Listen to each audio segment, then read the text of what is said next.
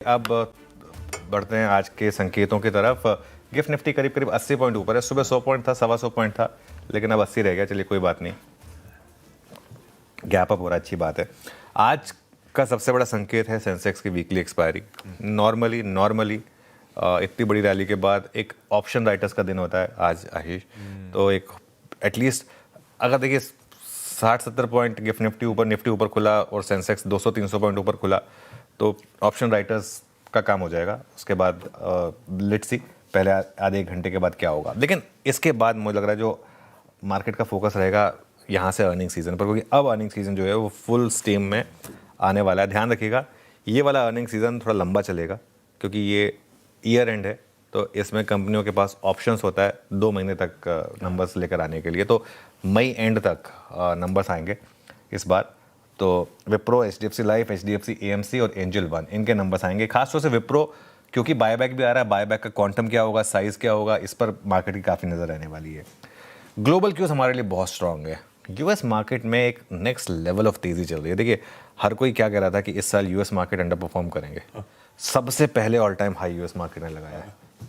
और ये चीज़ जो है ना, मैं सच बताऊं तो एक क्लियरली एक हमारे लिए एक और लेसन है कि नहीं, मार्केट अपनी विजडम में कुछ ना कुछ कर रहा है। देखिए, नैस्डैक 24,000 के ऊपर बंद हुआ है। पहली बार S&P 500 7,000 के ऊपर बंद हुआ है। ये माइलस्टोन्स हैं, जिस तरीके के माइलस्टोन्स आप देख रहे हैं। और नैस्डैक तो निफ्टी के बराबर आ गया। आप देखिए, 24,000 के ऊपर नैस्डैक बंद हुआ है। 1.6% चढ़ा कल नैस्डैक। और पहली बार ऐसा हुआ है कि नैस्डैक में लगातार 11वें दिन तेज़ी हुई है। हिस्ट्री में कभी नहीं हुआ। 11 दिन की बैक टू बैक तेज़ी नैस्डैक में और मैसिव रैली। अच्छा, हुआ क्या है, कुछ रिपोर्ट्स आई, ब्लूमबर्ग की रिपोर्ट थी और एपी की रिपोर्ट थी कि यूएस और ईरान 2 हफ्ते के लिए सीज फायर बढ़ा सकते हैं। मेरा मानना ये है कि लड़ाई ख़त्म हो चुकी है। ये बात हमने उस दिन भी की थी जिसमें रील बनाई थी कि लड़ाई ऐसे ही ख़त्म होती है। सीज फायर अनाउंस होता है, दोनों पक्ष बात करते हैं, कोई विक्ट्री क्लेम करता है, कोई कुछ करता है। इवेंचुअली दोनों अब आज तक भारत और पाकिस्तान दोनों ही विक्ट्री क्लेम कर रहे हैं। ऑब्वियसली हम तो हमारी साइड की बात मानेंगे, लेकिन फैक्ट तो ये कि क्लेम तो दोनों साइड करते हैं कि हम जीत गए। तो वॉर ऐसे ही ख़त्म होती है। और यही बात यहाँ पर हो रही है कि 2 हफ्ते के लिए शायद सीज फायर बढ़ सकता है और बातचीत के लिए ज़्यादा समय मिले, इसके लिए सीज फायर बढ़ सकता है। हालांकि व्हाइट हाउस ने ऑफिशियली इस खबर का खंडन किया। व्हाइट हाउस ने कहा है कि ये खबरें गलत हैं कि हमने सीज फायर बढ़ाने के लिए बात की है, और लेकिन हम कॉन्फिडेंट हैं पीस टॉक्स को लेकर। ये वन अपमैनशिप होता है ना, नेगोशिएशन में कोई साइड ये नहीं दिखाना चाहेगी कि हम चाहते हैं कि पीस हो जाए। हमेशा ये कहना चाहेंगे आपकी दूसरी साइड चाहती है कि पीस हो जाए। हम तो काफ़ी स्ट्रांग हैं, ये लेकिन आई थिंक मोर और लेस मार्केट को पता है। इसका सबसे बड़ा एग्जांपल मंडे था, जब मंडे को वो पिछली पीस टॉक्स फेल हुई, वो सब हुआ, उसके बावजूद मार्केट रिकवर हो गया और ग्लोबल यूएस मार्केट तो गिरी नहीं उस दिन, तो उससे क्लियर हो गया था। और व्हाइट हाउस ने यह भी कहा है कि ईरान के लिए ट्रंप की शर्तों को मानना या उनकी जो डिमांड्स उनको मानना उनके ही फेवर में होगा। ये वही जो बुली होता है, कहते हैं ना, देख लो मान लो हमारी बात तो अच्छा रहेगा आपके लिए। लेकिन एक और इंटरेस्टिंग चीज़ जो थोड़ी सी हमारे लिए सरदर्द बढ़ाने वाली होगी, स्कॉट बेसेंट का स्टेटमेंट आया कि जो एक रियायत दी गई थी रशियन ऑयल खरीदने के लिए या ईरानियन तेल खरीदने के लिए लोगों को, कंट्रीज़ को, उसको आगे नहीं बढ़ाया जाएगा। इसका मतलब अगर एक कंसेशन मिल रहा था कंट्रीज़ को वो ऑयल खरीदने के लिए, वो नहीं बढ़ेगा। इस पूरी लड़ाई के बीच में जो एक मिसिंग पीस रहा है ना, मिसिंग लिंक, वो मिसिंग लिंक क्या था? इजराइल और लेबनान।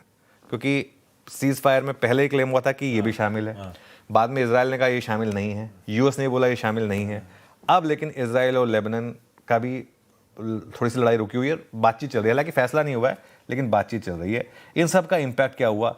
तेल की कीमतें वेल बिहेव्ड हैं, $94। और देखिए, जब तक आप 100 के नीचे है ना, 94, 95, तब तक ठीक है।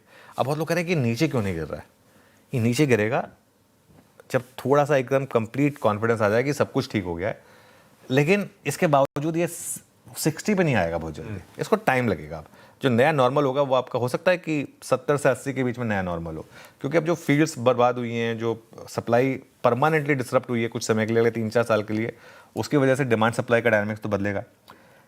इसके अलावा क्या हुआ, एक इंटरेस्टिंग चीज़ हो रही, आईटी स्टॉक्स में रैली आ रही है वापस, और ये तब भी आ रही है जबकि नैस्डैक चल रहा है। मतलब वो इसका एआई रिवर्सल से कोई लेना देना नहीं है, लेकिन कल भी देखिए निफ्टी आईटी में अच्छी रैली थी, करीब करीब 2.25% ऊपर था।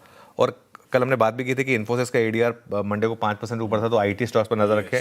और कल भी अगर आप देखें तो इन्फोसिस का एडीआर 2.5% से ज़्यादा ऊपर था, विप्रो का एडीआर भी करीब करीब इतना ही ऊपर था, करीब करीब 2.7%। तो दोनों एडीआर करीब करीब 2.7% ऊपर थे। तो आईटी अब एक रैली के संकेत दिखा रहा है। और अगर एक ऐसा हो जाए कि आईटी प्लस बैंक्स दोनों चलें, जैसा कि कल हुआ, आईटी प्लस बैंक्स दोनों चलें, तो ये मार्केट के लिए सोने पे सुहागा होगा। यूएस डॉलर इंडेक्स 98 तोड़ने के कगार पर है। ये इमर्जिंग मार्केट्स के लिए एक बहुत बड़ा पॉजिटिव है अगर ऐसा हुआ तो।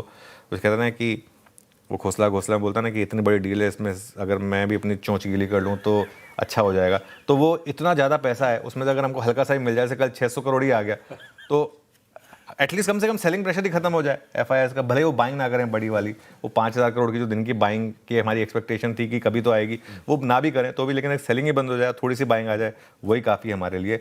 और कल दो बड़े पॉजिटिव व्यूज थे मार्केट के इंटरनल्स में। कल की मार्केट ब्रेड जो हमने अपफ्रंट डिस्कस भी की थी, एक बार वापस रख दीजिए। और दूसरा था इंडिया विक्स। कल पहली बार इस पूरी रैली में इंडिया विक्स ने कोलैप्स के साइन दिखाए। कल हम करीब करीब 10% नीचे गिरे हैं इंडिया विक्स पर। 18 के नीचे अगर सेटल हो गए, वैसे तो बेस्ट रहेगा 15 के नीचे आ जाएं, 18 के नीचे सेटल हो गए अगर, तो शिफ्ट बड़ा पॉजिटिव होगा। बिल्कुल ठीक।